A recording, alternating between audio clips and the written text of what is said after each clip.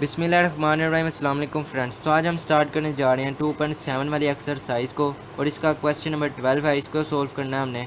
यहाँ तक हमने 1 से लेकर 11 तक क्वेश्चंस को सोल्व कर लिया। अब हम देखते हैं कि क्वेश्चन 12 में हमारे पास कौन सी इक्वेशंस आ रही हैं और हमने उनको किस तरीके से सोल्व करना है।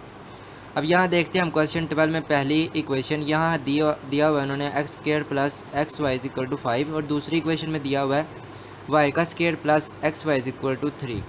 यहाँ अगर हम एक चीज़ गौर करें तो हमें पता चलता है कि ये जो इक्वेशंस हमें गिवन है इनके अंदर हमारे पास हर एक अलग-अलग इक्वेशंस में सिर्फ एक वेरिएबल मौजूद है जिसके ऊपर स्क्वायर वाली पावर है।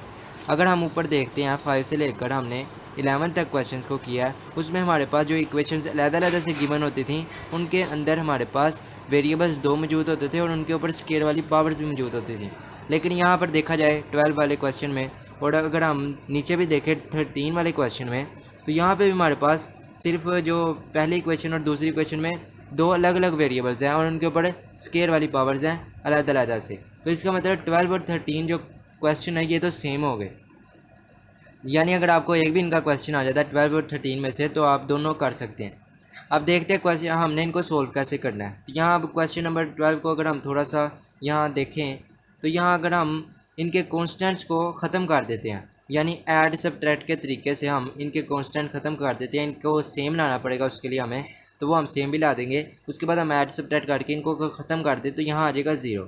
ये चीज़ तो एक साइड तो हमारी 0 हो गई। और अगर हम इस साइड पर देखें यहाँ पर x का स्क्वायर है प्लस एक्स वाई और यहाँ पर y का स्क्वायर है और साथ ही यहाँ पर एक्स वाई मौजूद है जो यहाँ पर भी है। इसका मतलब यहाँ जब हम इसको सोल्व करके नीचे लाएंगे तो ये हमारे पास एक तरह से क्वाड्रेटिक इक्वेशन बन जाएगी, बिल्कुल सेम टू सेम जैसे हमारे पास ये क्वेश्चन 12-11 के अंदर हमें यहाँ पर इन्होंने सेकंड वाली इक्वेशन जो दी होती थी ये भी क्वाड्रेटिक होती थी। तो अगर हमारे पास यहाँ से इनके जो कॉन्स्टेंट्स हैं इनको ख़त्म करके एक क्वाड्रेटिक इक्वेशन निकल रही है, तो अगर हम उसको सोल्व करेंगे तो हमारे पास वहाँ से 2 लीनियर इक्वेशन निकल आएंगी, बिल्कुल सेम जैसे 10 और 11 में हमने किया कि यहाँ पर भी क्वाड्रेटिक इक्वेशन से हमारे पास लीनियर इक्वेशन निकल आई थी। तो हमने उनको बारी बारी इक्वेशन 1 में पुट करके वैल्यूज़ निकाली, सोल्यूशन जेड फाइंड कर लिया। तो यहाँ पे भी हम वैसे ही तरीका करेंगे। 12 को हमने कैसे सोल्व करना है, यहाँ पर सबसे पहले तो हमने इनके कॉन्स्टेंट्स खत्म कर देने हैं। उसके बाद ये जो हमारे पास वेरिएबल्स हैं इनमें से हमारे पास क्वाड्रेटिक इक्वेशन बनेगी। क्वाड्रेटिक इक्वेशन को हम सोल्व करेंगे और लीनियर इक्वेशन निकल आएंगी। तो बाकी सारा प्रोसेस वही है जो क्वेश्चन नंबर 10-11 में किया था। अब हम करते हैं इन क्वेश्चन को सोल्व। यहाँ मैंने लिखा है क्वेश्चन नंबर 12। अब हमने क्या करना है कि सबसे पहले तो यहाँ पर दोनों इक्वेशन में हमें पता है कि 2 अलग वेरिएबल्स हैं, इनको हमने कैसे सोल्व करना है। यहाँ से हमें सिर्फ और सिर्फ कॉन्स्टेंट्स को ख़त्म करना पड़ेगा।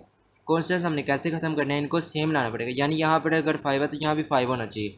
लेकिन यहाँ अगर मैं करता हूँ 5 को 3 से मल्टीप्लाई तो ये बन जाएगा 15 और अगर मैं 3 को 5 से मल्टीप्लाई करता हूँ तो ये बन जाएगा 15। इसका मतलब कॉन्स्टेंट सेम हो जाएंगे और ये कैंसिल हो जाएंगे सब्ट्रैक्ट करके, क्योंकि इनके साइन सेम है। सब्ट्रैक्ट करना पड़ेगा। अब हम क्या करते हैं कि इक्वेशन 1 को हमने मल्टीप्लाई करना है किसके साथ, 3 के साथ। तो हमने किया मल्टीप्लाई इक्वेशन 1 विद 3, हमने 3 के साथ मल्टीप्लाई किया। तो यहाँ मैंने इक्वेशन 1 को मल्टीप्लाई किया 3 के साथ, ये मैं डायरेक्टली काट रहा हूँ, प्लस लगाया 3 multiply X Y is equal to 3 multiply 5। तो ये मेरे पास आया 3x का square plus 3xy is equal to हमारे पास आया 15 के। ये हमने कहा ये हमारे पास है क्या, इक्वेशन नंबर 3, क्योंकि हमने इसको और जो इक्वेशन 4 निकलेगी 2 से उसको रखकर हमने सब्ट्रैक्ट करना है। अब मैं कहता हूँ मल्टीप्लाई मैंने किया इक्वेशन 2 को, मल्टीप्लाई मैंने कहा इक्वेशन 2 विद, अब मैंने इक्वेशन 2 को किससे करना है, 5 के साथ, 5 से मल्टीप्लाई कर दी। ये मैंने इक्वेशन 2 लिखी डायरेक्टली, ये मैंने 5 लिख दिया। यहाँ 5 को मल्टीप्लाई किया y के स्क्वायर के साथ, फिर प्लस लगाया, यहाँ से 5 मल्टीप्लाई एक्स वाई किया इज इक्वल टू मैंने लिखा 3 मल्टीप्लाई 5। अब मैं यहाँ क्या करता हूँ, अब इसको सोल्व करते हैं। 5y का स्क्वायर आ गया plus 5xy is equal to हमारे पास आ गया 15 के। ये मेरे पास बन गई इक्वेशन नंबर 4। तो अब हम क्या करते हैं कि इन 2 इक्वेशंस को हम सब्ट्रैक्ट करते हैं ताकि हमारे पास एक क्वाड्रेटिक इक्वेशन निकल आए जिसे हम सोल्व कर सकें। यहाँ मैंने कहा सब्ट्रैक्ट इक्वेशन 3 एंड 4। तो मैंने इक्वेशन नंबर 3 को लिखा, ये बन गई 3x का square plus 3xy is equal to हमारे पास है 15 के। और दूसरी हमारे पास क्या, 5y का स्क्वायर, साथ ही हमारे पास आ रहा है plus 5xy is equal to हमारे पास है 15 के। मैंने इनको सब्ट्रैक्ट कर देना, प्लस माइनस किया, यहाँ माइनस आ गया, ये प्लस था माइनस में हो गया, तो ये तो हमारे पास कैंसिल हो गया ऐसा। अब हम इन्हें जो नंबर्स हैं इनको नीचे उतार लेते हैं। ये सबसे पहले 3x का स्क्वायर नीचे उतारते हैं, उसके साथ ये इसका साइन माइनस में हो गया, -5y का स्केयर आ गया। यहाँ से हमारे पास माइनस में ही 5xy आ गया, इज इक्वल टू हमने किसके लगा दिया, 0 के। ये हमारे पास सॉरी यहाँ पर सोल्व हो रहा था तो यहाँ माइनस प्लस माइनस लगेगा साइन, और ये हमारे पास आएगा 2xy, ये हमारे पास 2xy आएगा। अब यहाँ क्या करते हैं, हम इनको अरेंज कर लेते हैं। सबसे पहले ये मैंने 3x स्केयर को इधर ही रखा और यहाँ से मैंने -2xy को दरमियान में कर लिया, और ये जो माइनस में वैल्यू उसको मैं उधर ले गया, ये इज इक्वल टू आ गया हमारे पास 0 के। अब देखें हमने जैसे कि मैंने आपको पहले बताया था कि अगर हम इनके कॉन्स्टेंट्स को ख़त्म कर देते हैं तो यहाँ ये जो वेरिएबल्स हैं इनके साथ से हमारे पास एक क्वाड्रेटिक इक्वेशन निकल रही है जिसको हम फैक्टराइज कर सकते हैं। ये देखिए मैंने पहले कॉन्स्टेंट्स को ख़त्म करने के लिए मल्टीप्लाई किया, जिस चीज़ से करना था उसके बाद सब्ट्रैक्ट करके ये हमारे पास एक क्वाड्रेटिक इक्वेशन निकल आई है। अब हमारा काम है इसे हम फैक्टराइज करते हैं, फिर हम देखते हैं हमारे पास कौन से लीनियर इक्वेशंस के फैक्टर्स निकलेंगे। फिर हम देखते हैं यहाँ पर अब इसको सोल्व करके, ये 3 है, 3 को 5 से मल्टीप्लाई किया तो 15 आया। अब हम ऐसा नंबर चाहिए मल्टीप्लाई करें तो 15 ही आए, लेकिन प्लस माइनस करने से 2 आए। तो यहाँ मैं अगर देखो 3x का स्केयर, यहाँ अगर हम करते हैं माइनस में 5xy और फिर प्लस में हम 3xy, ये देखिए 5 3 ज़ार 15 और 5 माइनस 3 हो गया 2, -5y का स्केयर इज इक्वल टू हमारे पास आ गया 0 के। अब देखते हैं यहाँ पर हमने क्या कॉमन लेना है, यहाँ से खाली x को बनाया, अंदर आ गया 3x - 5y। यहाँ से हमारे पास क्या चीज़ कॉमन है, प्लस y, और अंदर आ गया 3x - 5y, ये हमने इज इक्वल टू लिख दिया 0 के। यहाँ से हमने कहा x + y और यहाँ से 3x - 5y is equal to 0 के इक्वल है, तो x + y को मैंने इज इक्वल टू 0 रखा और 3x - 5y इसको मैंने 0 के इक्वल रख लिया। x इज इक्वल टू मैंने कहा -y और 3x इज इक्वल टू मैंने यहाँ से किया 5y, और फिर यहाँ से मैं x इज इक्वल टू किया 5y डिवाइड बाई 3, ये मैं 3 उधर ले गया। अब देखिए यहाँ पर अगर हम गौर करें, ये हमारे पास ये जो लीनियर इक्वेशन थी उसमें से हमने नंबर को निकाल लिया, वैल्यूज़ निकाल ली हैं। अब मैं इनको भी नाम दे देता हूँ किसी इक्वेशन का, यानी मैं इक्वेशन नंबर हमने 4 तक कर ली थी, हम इनको 5 दे देते नाम, और इसको मैंने नाम दे दिया 6 का। अब हमने बस सिंपली यही करना है जो हम अब देखें यहाँ पर अगर हम कोड करें तो जैसा हमने क्वेश्चन 10 और 11 में किया था कि हमारे पास दूसरी क्वाड्रेटिक इक्वेशन थी, उसमें से हम इसी तरह से सोल्व करके दो इस तरह से नंबर्स निकाल लेते थे, वैल्यूज़ निकालते थे, और उन्हें हम बारी बारी इक्वेशन नंबर 1 या 2 जिसमें भी हम चाहें पुट कर सकते थे। तो अब यहाँ पर हम पुट करते हैं इसको इक्वेशन नंबर 1 के अंदर। मैंने यहाँ पर इक्वेशन 1 में इन वैल्यूज़ को पुट करना है। तो यहाँ मैं जो x की वैल्यू है पहली वाली x is equal to -y, इसको मैं इक्वेशन 1 में पुट करता हूँ और फिर देखता हूँ हमारे पास क्या आंसर आता है। यहाँ अगर हम पुट करें, पहले इक्वेशन 1 लिख लेते हैं, ये हमारे पास x का square plus xy is equal to 5। मैंने कहा put x is equal to -y in equation 1, तो इक्वेशन 1 यही हमारे पास, इसमें डायरेक्टली वैल्यूज पुट करेंगे। -y x की जगह इसका स्क्वायर आ गया, प्लस लगाया x की वैल्यू क्या है -y, फिर हमारे पास y इज इक्वल टू आ गया 5 के। तो यहाँ से हमारे पास बना y स्क्वायर, यहाँ से माइनस फिर से y का स्क्वायर इज इक्वल टू आ गया 5 के। तो ये हमारे पास जो वैल्यू आई वो 0 इज इक्वल टू 5 आई। इसका मतलब ये जो हमारे पास x की वैल्यू निकली है इसके साथ हमारे पास जो सोल्यूशन है वो पॉसिबल नहीं है, तो हमने यहाँ पर नीचे लिख देना है there is no possible solution. तो आपने इस तरह से नीचे इसके लिख देना। अब यहाँ पर हम दूसरी वाली वैल्यू को देखते हैं, इसके साथ हम सोल्व करते हैं और फिर देखते हैं हमारे पास क्या आंसर आता है। ये मैंने इक्वेशन 1 लिखी, मैं अब दूसरी वाली पुट करता हूँ। पुट अब दूसरी वाली हमारी क्या निकली थी, x is equal to 5 divide by 3y, in equation मैंने कहा 1 में पुट करना है। मैं इक्वेशन 1 देखूँ, हमारे पास x की वैल्यू 5/3y है, इसकी जगह मैंने इसका होल स्क्वायर भी लगा दिया, प्लस लगाया x की वैल्यू फिर से आ रही है, इसका मैंने लगाया 5 डिवाइड बाई 3y, और यहाँ पे पहले से y था इज इक्वल टू मैंने लगा दिया 5 के। अब क्या करते हैं, इसको सोल्व कर लेते हैं। ये 5 इसका होल स्क्वायर 25 बना, डिवाइड किया 3 का स्क्वायर 9 बन गया, और फिर हमारे पास ये y का स्क्वायर बन गया। यहाँ से हमारे पास प्लस 5y का स्क्वायर डिवाइड बाय 3 बन गया, इस इक्वल टू हमने लगाया 5 के। अब हम क्या करते हैं कि हमें यहाँ पर एलसीएम ले लेते हैं, तो वही ठीक रहेगा। एलसीएम लिया 9 आ गया, यहाँ पर हमारे पास 25y का स्क्वायर आ गया, प्लस अब 3 को अगर हम डिवाइड करें 9 के साथ तो 3 आता है, तो हम 3 को 5 से मल्टीप्लाई कर देंगे, तो ये बनेगा 5y का square multiply 3 is equal to हमने लगा दिया 5 के। तो अब हम इसको यहाँ पर जो 5 है 9 है जो उसको उधर ले जाएंगे, ये बनेगा 25y का स्क्वायर प्लस ये बनेगा 15y का स्क्वायर इज इक्वल टू 9 को 5 से डायरेक्टली मल्टीप्लाई करके लिख देते हैं, ये 45 आ जाएगा। ये 25 प्लस 15 बन गया हमारे पास 40y का स्क्वायर इज इक्वल टू हमने लगाया 45 के। ये वाई का स्क्वायर इज इक्वल टू आ गया 45, डिवाइड कर दिया हमने 40 के साथ। तो यहाँ वाई का स्क्वायर इज इक्वल टू हमने लिखा, अब इसको डिवाइड कर लेते हैं। हम यहाँ पर करते हैं इसको डिवाइड 5 के साथ, तो 5 के साथ हम करें तो 5 9 ज़ार 45 और 5 8 ज़ार हमारे पास बनता है 40, तो ये बन गया 9/8।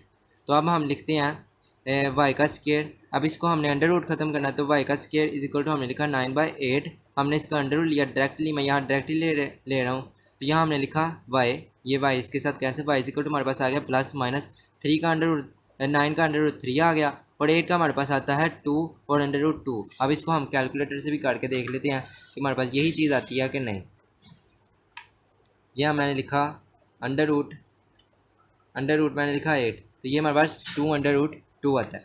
तो ये हमारे पास वाई की वैल्यू निकल आई, ये देखें हमारे पास सिंपली वाई की वैल्यू निकल आई है। अब ये प्लस माइनस में है, इसका मतलब हम इसे क्या करते हैं कि यहाँ पर जिस इक्वेशन से यानी x इज इक्वल टू, यहाँ से हमने सारा प्रोसेस शुरू किया था कि इसी हमने वैल्यू x की वैल्यू को इक्वेशन 1 में पुट किया था, तो उस इक्वेशन 1 में पुट करने से हमारे पास y की वैल्यू निकली है। अब ऐसा करते हैं कि इस y की वैल्यू को हम ये इक्वेशन जो 6 है इसमें पुट कर देते हैं। तो मैं यहाँ पर ही कर देता हूँ इसे सोल्व, ये मैंने यहाँ ऐसे लाइन लगाई, इसको हम यहीं पर सोल्व करते हैं। मैंने लिखा पुट, ये y की वैल्यू हमारे पास क्या निकली है +-3/2 अंडर रूट 2।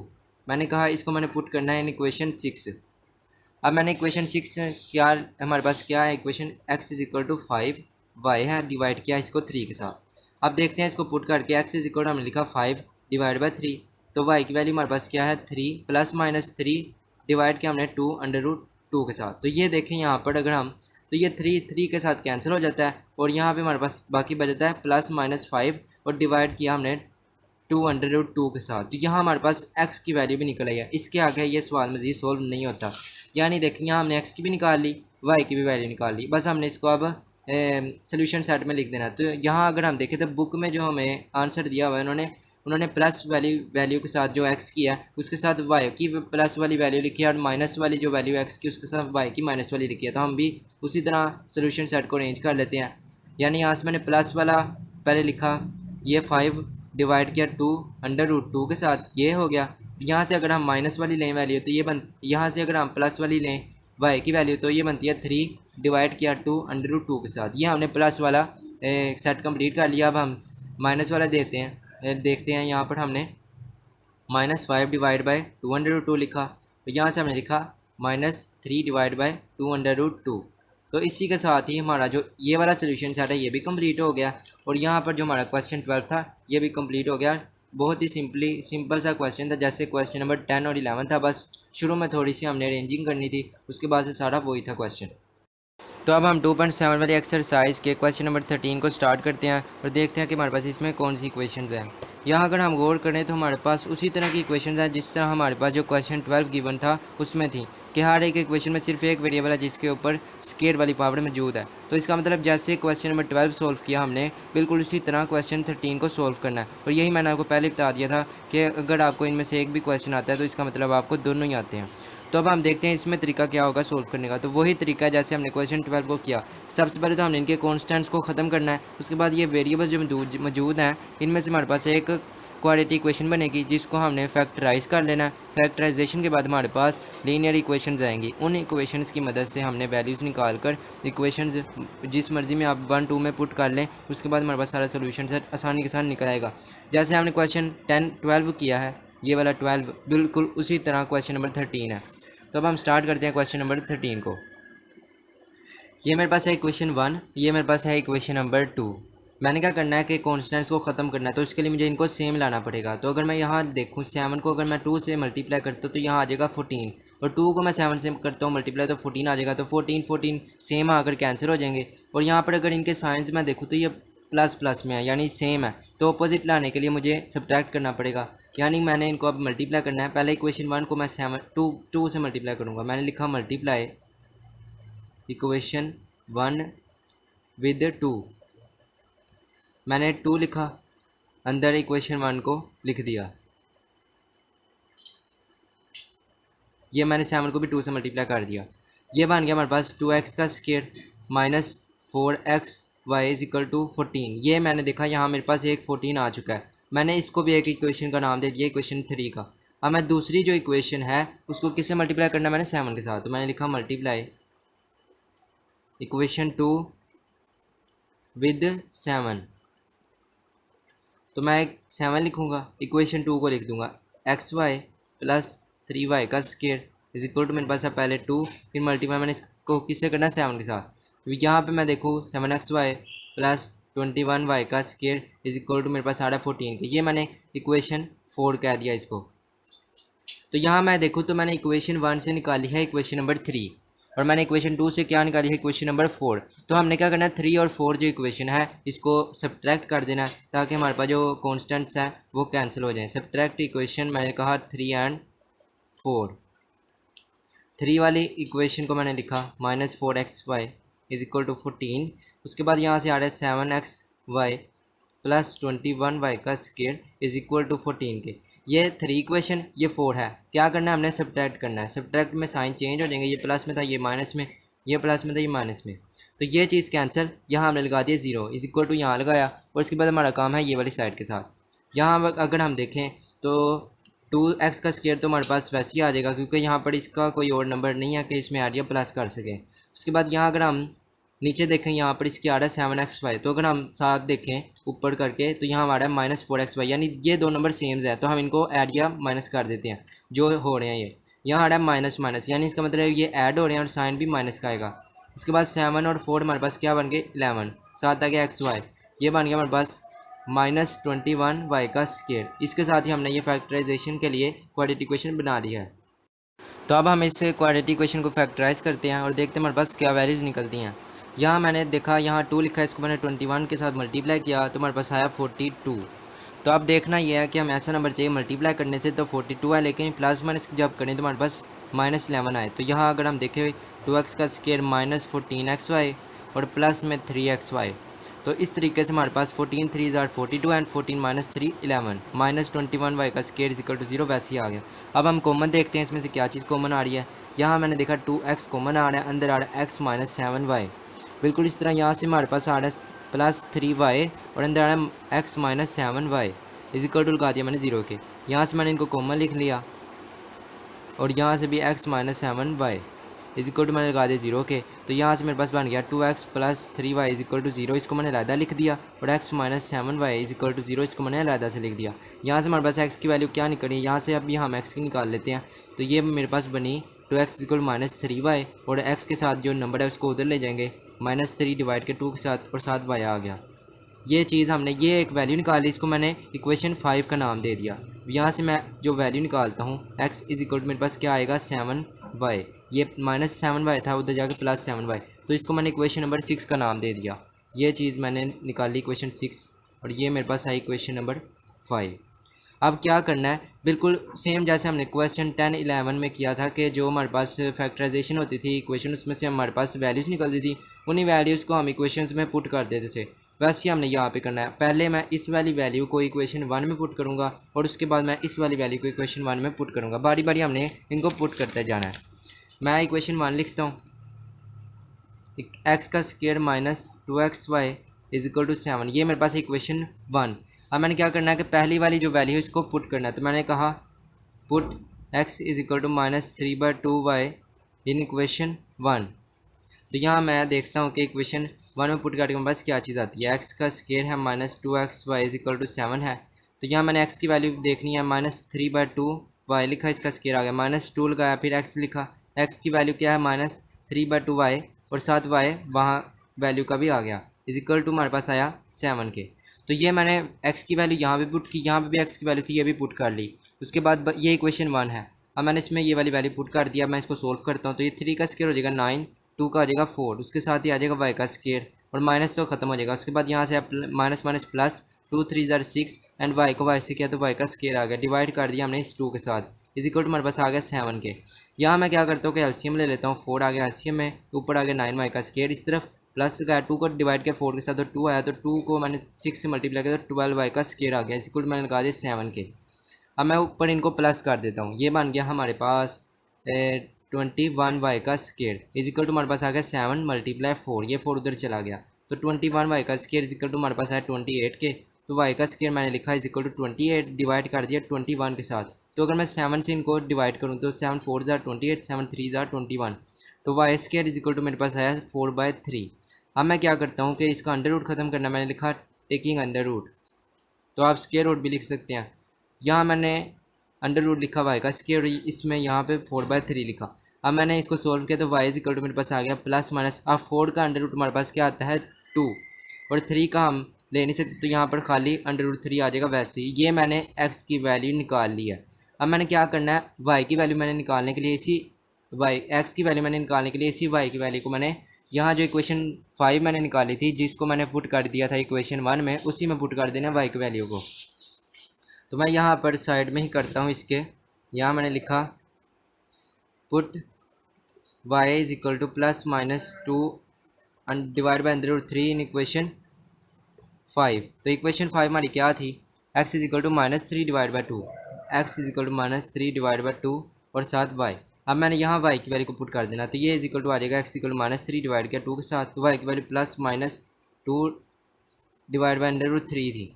यहाँ से मैंने देखा ये 2 इसके साथ कैंसिल हो गया और एक्स इज इक्वल टू हमारे पास आ गया प्लस माइनस 3 डिवाइड किया अंडर रूट 3 के साथ। तो ये जो चीज़ है इसको भी अगर हम सोल्व करें तो हमारे पास आंसर आता है प्लस माइनस अंडर रूट 3। और इसको मैं आपको कैलकुलेटर से भी करके दिखा देता हूँ कि अगर मैं 3 को डिवाइड करता हूँ, मैंने किया 3 डिवाइड बाई अंडर रूट 3, तो ये मेरे पास क्या चीज़ आती है अंडर रूट 3। ये मैं आपको आगे चल के भी जब क्वेश्चन सोल्व हो जाएगा सारा, उसके बाद मैं आपको बता दूंगा कि ये मेरे पास कैसे चीज़ आती है। ये तो फिलहाल हमारे पास एक्स की वैल्यू निकल आई और ये वाई की। अभी याद रहे कि ये हमने सिर्फ एक वैल्यू को पुट किया है क्वेश्चन नंबर 1 के अंदर। अब अभी हमने दूसरी वाली वैल्यू को भी पुट करना है, तो इसके लिए मैं यहाँ पे पुट करता हूँ दूसरी। यहाँ मैंने क्या करना है, put x is equal to 7y in equation 1। तो मैं यहाँ इक्वेशन 1 को लिख लेता हूँ, एक्स का square minus 2xy is equal to हमारे पास है 7k। तो मैंने बस इसमें वैल्यू को पुट करना है, तो यहाँ मैंने एक्स इक्वल 7y को पुट करना है, तो ये बन गया 7y, इसका स्क्वायर आ गया माइनस लगा 2x की वैल्यू है 7y, उसके साथ यहाँ भी y आ गया इज इक्वल टू मैंने लगा दिया 7k। तो ये बन गया 49y का square is equal to 14y का square is equal to 7k। यहाँ मैंने 49 माइनस 14 किया तो ये 35 आ गया, 35y का स्क्वायर इज इक्वल टू आ गया 7k। तो y square is equal to हमारे पास आ गया 7 डिवाइडेड बाई 35। तो वाई स्क्वायर मैंने इज इक्वल टू लिखा, ये 7 1 ज़ार 7 एंड 7 5 ज़ार 35, तो ये 1/5 हो गया। अब मैंने यहाँ लेना है इसका अंडर रूट या स्क्वायर रूट, आप जो मर्जी कह लें। यहाँ मैंने अंडर रूट लिखा 1/5, तो मैं इसको सोल्व करता हूँ तो वाई इज इक्वल टू मेरे पास आता है प्लस माइनस 1, क्योंकि 1 का अंडर रूट 1 है। उसके बाद हमारे पास अंडर रूट 5 वैसे ही आ गया क्योंकि ये सोल्व नहीं होता। तो ये देखिए यहाँ पे हमारे पास एक वाई की वैल्यू निकल आई है। अब मैं क्या करता हूँ कि इसी वाई की वैल्यू को पुट इन करता है इक्वेशन 6 के अंदर, क्योंकि यही इक्वेशन है जहाँ से हमने वैल्यूज़ निकाली थी। यहाँ एक्स इक्वल टू 7y लिखा है क्योंकि हमने इसी वैल्यू को इक्वेशन 1 में पुट किया था, तो हमारे पास y की निकली है। तो मैंने कहा x is equal to 7y। अब मैंने y की वैल्यू पुट करनी है, मैंने कहा x is equal to 7, y की वैल्यू क्या है प्लस माइनस 1 डिवाइड किया अंडर रूट 5 के साथ। तो एक्स इज इक्वल टू हमारे पास आया plus minus 7 divide by under root 5। तो यहाँ देखा जाए हमारे पास एक्स की वैल्यू भी निकल आई है। ये हमने एक सोल्यूशन सेट में देखा और ये जो हमारे पास एक्स वाई की निकली थी ये एक सोल्यूशन सेट में निकली है। अब मैंने क्या करना है, सिंपली इनको सोल्यूशन सेट में लिख देना है। सोल्यूशन सेट अब मैं कैसे बनाऊंगा उसका तरीका आप देखें। यहाँ अगर हम पहला वाला सेट देखें तो इसमें हमने प्लस वाली वैल्यूज़ को एक तरफ लिख लेते हैं और माइनस वाली वैल्यूज़ को एक तरफ। जैसे हमारे पास जैसे बुक में उन्होंने सोल्यूशन सेट बनाया मैं वैसे ही बना देता हूँ। यहाँ मैंने लिखा पहला, इसमें प्लस की यहाँ से या 7 डिवाइड किया अंडर रूट 5 के साथ, और ऊपर हमारे पास प्लस वाली कौन सी है 1 डिवाइड किया अंडर रूट 5 के साथ, ये हमने क्लोज कर दिया। अब दूसरा इसमें माइनस वाला लिखना है। यहाँ मैंने लिखा -7 डिवाइड बाई अंडर रूट 5 और ऊपर भी हमारे पास -1 बाय अंडर रूट 5। ये हमने एक सोल्यूशन सेट को यहाँ से लिख लिया। अब हम दूसरे को सोल्व करते हैं। दूसरे में हमारे पास क्या आ रहा है, वहाँ पे आ रहा है प्लस पहले अंडर रूट 3 और फिर आ रहा है plus 2 divide by under root 3। ये हमारे पास अंडर रूट 3 आया और फिर आ रहा है 2 अंडर रूट 3। उसके बाद दूसरा हमारे पास क्या सेट आ रहा है माइनस अंडर रूट 3 और उसी के बाद इसी का -2 डिवाइड किया अंडर रूट 3 के साथ। तो इसको मैंने सोल्यूशन सेट को क्लोज किया। यहाँ पे जगह थोड़ी कम थी तो इसलिए मैंने इस तरह से लिख लिया। अब ये देखिए यहाँ पर अगर मैं इसको इस तरह से भी लिखना चाहूँ कि मैं इसको इकट्ठा करके लिख देता हूँ +-7 डिवाइड किया अंडर रूट 5 के साथ, और उसके बाद वाई की वैल्यू क्या आ रही है हमारे पास +-1 डिवाइड किया अंडर रूट 5 के साथ। ये हमारे पास एक सेट हो गया। अब दूसरा सेट देखते हैं, वो क्या हमारे पास +- अंडर रूट 3 एंड +-2 2 डिवाइड किया √3 के साथ, बिल्कुल सेम इसी तरह। तो इसके साथ हम इस तरह भी लिख सकते हैं और इस तरह अलग-अलग करके भी लिख सकते हैं, तो आपकी अपनी चॉइस है। तो यहाँ मैंने ये क्वेश्चन सोल्व कर दिया, क्वेश्चन नंबर 13। और अब मैं आपको बताता हूँ कि ये जो हमारे पास चीज़ है ये किस तरीके से निकलती है। इसके लिए मैं आपको अलग से पेज पर करके दिखा दूँगा। तो ये हमारे पास वैल्यू थी 3 डिवाइड किया √3 के बाद। इसके बाद हमारे पास क्या आंसर निकलता है √3। अब ये कैसे आता है, यहाँ पर अगर हम देखें, यहाँ 3 की अगर पावर हम देखें तो 1 है, और अगर हम यहाँ √रूट की पावर देखें तो वो होती है 3, और अगर हम इसको इस तरह से लिखना चाहें तो ये होती है 1/2। तो यही चीज़ बन जाती है दोबारा इस तरह से। अगर मैं क्या करूँ कि ये जो हमारे पास 3 आ रहा है इसको मैं ऊपर ले जाऊँ, यानी 3 के ऊपर पावर 1 है, और जब नीचे से प्लस में 1/2 ऊपर जाएगा, पावर ये सेम नंबर हैं इसलिए ऊपर जाएगा तो इसके साथ ही रहेगा, यानी ये बन जाएगा माइनस में 1/2। तो ये प्लस में थी, नीचे ऊपर माइनस में होगी। तो ये यहाँ पर क्या आया कि हम अभी इनका ऊपर एलसीएम ले लेंगे। यहाँ पर मेरे पास 2 आया, उसके बाद ऊपर यहाँ पर 1 आ गया, तो यहाँ पर मेरे पास माइनस किया तो 1 यहाँ इसके नीचे ऑलरेडी था, तो 1 को मैंने 2 से मल्टीप्लाई किया तो 2 आया। अब उस 2 को मैंने 1 से दोबारा मल्टीप्लाई कर दिया तो यहाँ पे भी 2 आ गया। अब मैं क्या करता हूँ कि 3 लिखा, उसके बाद 2 - 1 हमारे पास क्या आ गया 1/2। ये 2 - 1 1 हो गया तो नीचे 2 आ गया था। अब यहाँ देखा जाए तो ये 1/2 इसको मैं किस तरह लिख सकता हूँ √3 के साथ। जिस तरह हमने यहाँ देखे 3 की पावर 1/2 है, तो मैंने इसको कहाँ से निकाला था, इसी से। ये चीज़ मैंने यहाँ से निकाली थी। अब यहाँ पर हमारे पास 1/2 पावर आई है, तो इसका मतलब यही चीज़ बन गई। तो इसका ये इस तरह से हमारे पास यह आंसर ऐसे बना था कि वो x = हमारे पास जब हमें उन्होंने दिया था 3 डिवाइड किया √3 के साथ, तो हमने उसको डायरेक्टली √3 लिख लिया।